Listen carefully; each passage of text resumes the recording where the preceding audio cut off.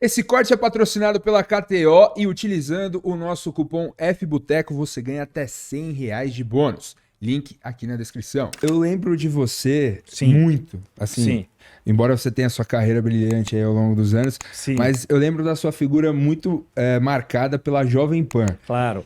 Muita gente perguntou aqui também, enfim, como é que foi a sua trajetória até chegar à Jovem Pan e por Ah, que você saiu da Jovem Pan, Vila? ah, eu só escrevi um negócio.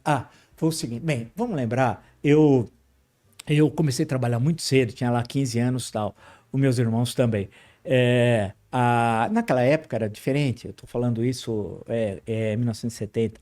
E tanto por estranho que pareça, onde eu fui trabalhar, era uma revendedora Chevrolet, o Gilmar era diretor, Gilmar dos Santos Neves. E estava começando a loteria esportiva no Brasil. E, loteria esportiva, hoje não tem importância nenhuma, vocês não imaginam como era importante a época. E não é, e era tudo manual, você furava o cartão manualmente e tal. Bem, eu era office boy é mensageiro. Aí eu não sabia que ele era diretor lá, era um senhor que era o maior proprietário, acionista. Aí eu desci, falaram: ó, você vai lá com o seu Gilmar pegar os palpites para a loteria, era chamada de loteca, loteria esportiva. Eu não sabia que era o senhor Gilmar. Aí quando eu entrei na sala, vi um senhor, assim, ele tinha parado de jogar em 69, o último jogo foi contra a Inglaterra. Foi 2-1, dois gols, acho que o gol do Tostão sentado ficou célebre. Aí, quando ele levantou a cabeça, eu vi o Gilmar. Aí eu fiquei meio petrificado. Porque você imagina, a gente jogava bola, tinha uma camisa bem chinfrim do Santos, preta de goleiro, eu punha também, um distintivo muito simples. E a gente fazia a defesa e falava Gilmar e tal, né? Aí acho que ele percebeu. Ele falou: ô, menina. Eu falei: ô, desculpa, eu fiquei parado. Ele falou: eu falei: não, que eu sou santista. Aí ele falou: tudo bem, tá. Olha, me deu, mas era um monte, haja palpite, era uma montanha. E aí toda semana eu levava lá a. Então comecei a trabalhar de office boy. Aí vim para São Paulo depois. Continuei trabalhando aqui em umas empresas, tive sorte, empresas que tinha muita biblioteca, li muito das bibliotecas municipais, a de Santo André devo muito ao Paço Municipal e aqui a Mário de Andrade, São Paulo, e aí fui trabalhar na área de economia, fiz curso de economia na PUC e participei muito da política estudantil dos anos 70, fui até indiciado na Lei de Segurança Nacional, veja como são as coisas. Aí, por causa da invasão da PUC, foi uma coisa trágica, 22 de setembro de 77. Aí, eu era da diretoria do DCE. Aí eu deixei de fazer economia e fazer história na USP. E já comecei, eu fazia história e dava aula ao mesmo tempo. Trabalhava como cão, dava 70 aulas semanais uma época. De Caramba. segunda a sábado. Tinha vezes que eu nem lembrava o que era para falar na sala de aula. E o meu golpe, entre aspas, era o seguinte: falava pro primeiro aqui na frente: quero ver se você está acompanhando bem. Qual foi a minha última aula? O que eu falei? Aí o cara ia falar: O cara Revolução te ajudar. Francesa. Eu falava: isso mesmo, muito bem, um ponto na média, porque eu não lembrava, era muita aula.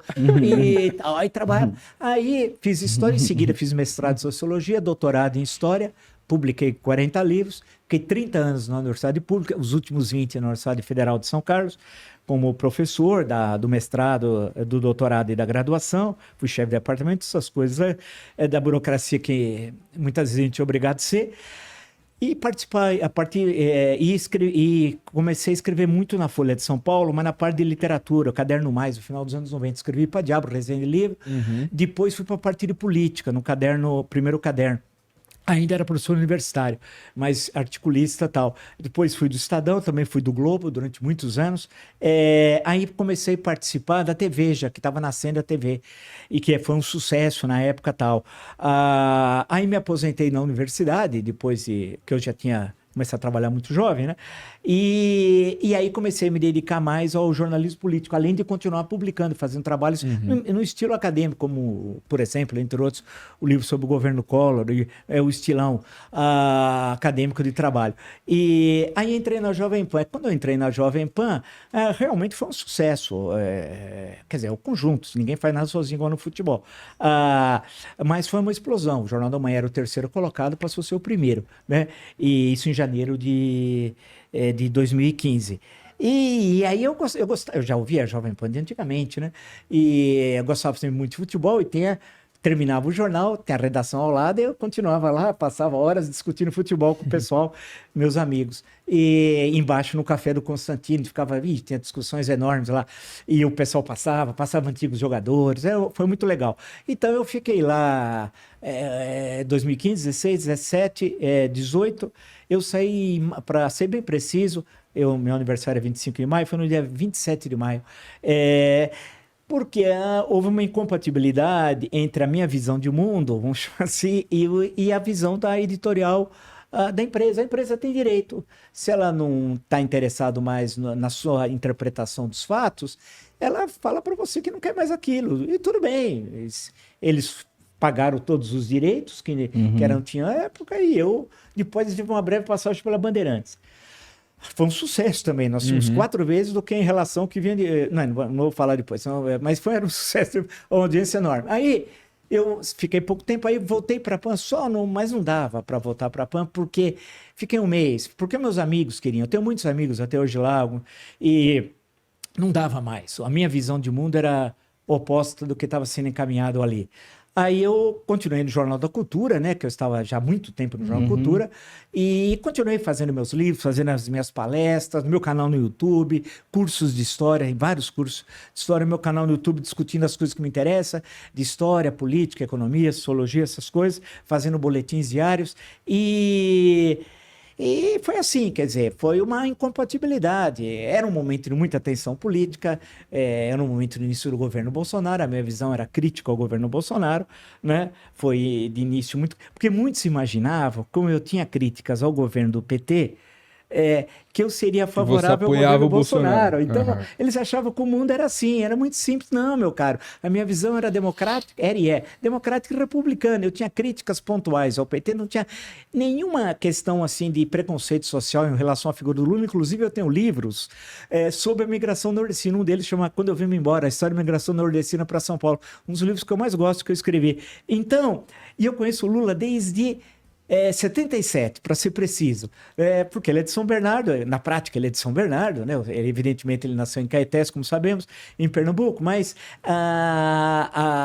ele era presidente do sindicato, eu fui falar com ele para falar, eu era na DCE Livre da PUC, para ele falar na PUC, acabou não indo, foi um outro diretor do sindicato, etc. Tal. Então não era nenhum problema de questão de preconceito, era uma visão de mundo diferente, né? Daquele tipo de governo. Eu expus publicamente, isso teve um custo político, pessoal. Quando eu fiz as críticas também ao Bolsonaro, teve um custo profissional, pessoal, essa questão de fazer assédio judicial, fazer várias ações contra você em vários momentos, sabe? E fazer 25 processos sobre a mesma questão. Um no Acre, outro no Rio Grande do Sul. Lugares próximos. Aí você ter de se defender sozinho, né? E aí foi considerado assédio judicial em várias sentenças. Foi aquelas pressões que tem em certas épocas. E eu continuo agindo da mesma forma, tenho minha visão de mundo aqui a mesma. Agora, achei um absurdo o Santos ter cedido a Vila Belmiro para o Bolsonaro e jogar lá, né? Acho aquilo lá uma vergonha na história do Santos. Lembrar da Covid-19, os mais de 700 mil mortos, né? Nós estávamos no meio daquilo tudo, ainda aquele cenário, ele lá no Guarujá, com jet ski, indo para Praia Grande, indo para lá para cá, e ainda pisar no gramado sagrado da Vila Belmiro, que é uma espécie de Olimpo do futebol mundial. O Bolsonaro, alguém que não pode gostar de futebol, porque é o seguinte, você gosta de futebol, você nunca veste a camisa de outro time. Você pode... Não dá. Eu não vestiria, e olha, a minha família é toda corintiana, eu não vestiria a camisa do Corinthians, né? Do Palmeiras, São Paulo, eu tenho 300 mil amigos, o Botafogo, gente do Cruzeiro, meus amigos do Inter, do Grêmio. Não dá, porque aquilo... não vou dar uma de Marcelinho Carioca, a minha segunda pele e tal, que eu acho que aquele é pouco verdadeiro. Mas a camisa é uma coisa... Pô, você torcer, é uma coisa... muito sagrada, sua, né? Sagrada. Não, você não tem jeito de mudar de time. Eu nunca vi alguém... você quem ama futebol não muda de time. Então, claro, foi uma das minhas maiores frustrações, eu sou palmeirense, foi ver, e naquela época eu trabalhava em rádio, estava no campo no dia, foi vê-lo usando o momento histórico do Palmeiras ali, decacampeão brasileiro, e o clube, enfim, surfando naquela onda, rachando a torcida no meio, que teve vaia e aplauso, e entregando a taça para ele erguer, assim, foi um negócio deprimente na história do Palmeiras, e eu concordo com você, tipo, a forma como ele usou o futebol pra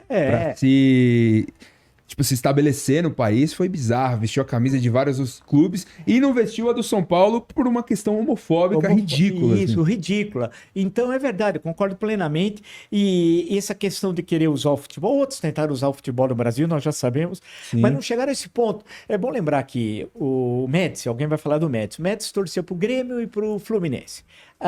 Especialmente pro Grêmio, que é gaúcho. E são tricolores, como vocês sabem.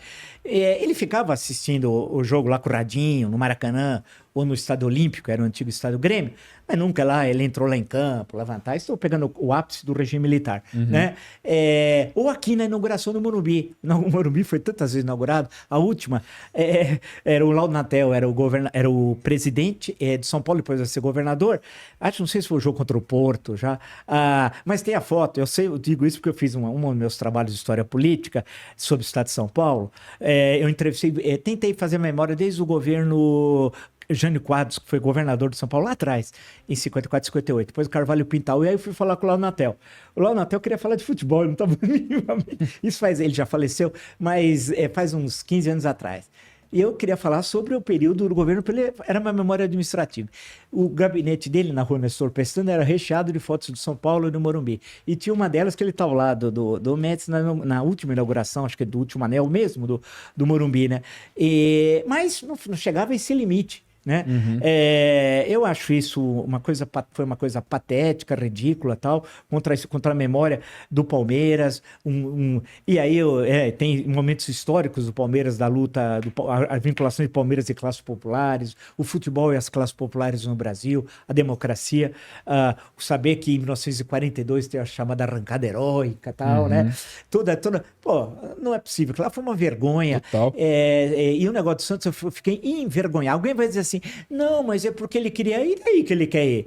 Ele vai onde ele o time tem. Agora, ninguém tem firmeza. Esses dirigentes de futebol, a maior parte, são muito ruins. Abrem as pernas. Abrem as pernas. Porque. E aí, essas fotografias, quando eles fazem aquelas visitas, aqueles encontros, eu acho tudo aquilo pavoroso. Pavoroso. Acho que isso não tem nada a ver com o futebol. E o futebol, essa importância que ele tem, volto a dizer, com a história do Brasil, da questão. É aquilo com o Nelson Rodrigues, que foi um dos melhores, acho que ele estaria muito satisfeito que o Fluminense estivesse vivo, campeão da Libertadores, imagino o que ele escreveria, porque a crônica esportiva no Rio era muito melhor do que a de São Paulo, naquela época da rivalidade, que hoje não tem.